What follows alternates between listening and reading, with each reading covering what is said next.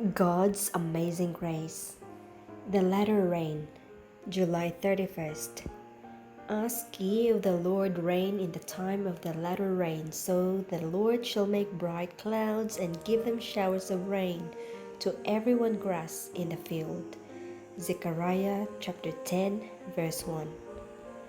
Under the figure of the early and the latter rain that falls in eastern lands at seed time and harvest, the Hebrew prophets foretold the bestowal of spiritual grace in extraordinary measure upon God's church.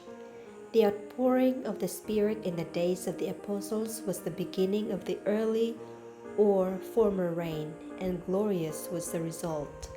But near the close of earth's harvest, a special bestowal of spiritual grace is promised to prepare the church for the coming of the Son of Man.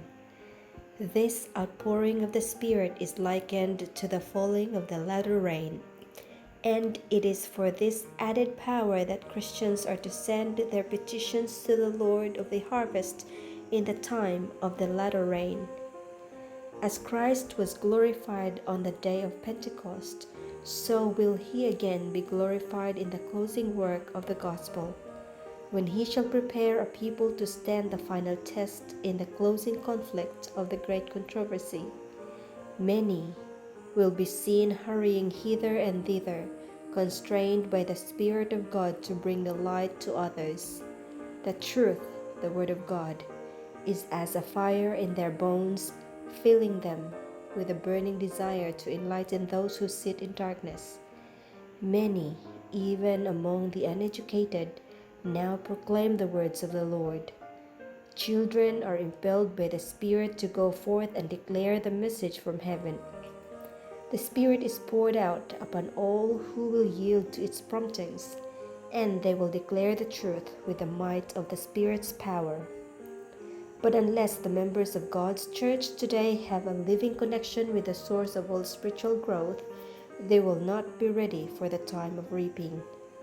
Unless they keep their lamps trimmed and burning, they will fail of receiving added grace in times of special need. Divine grace is needed at the beginning, divine grace at every step of advance, and divine grace alone can complete the work. There is no place for us to rest in a careless attitude. By prayer and faith, we are continually to seek more of the Spirit.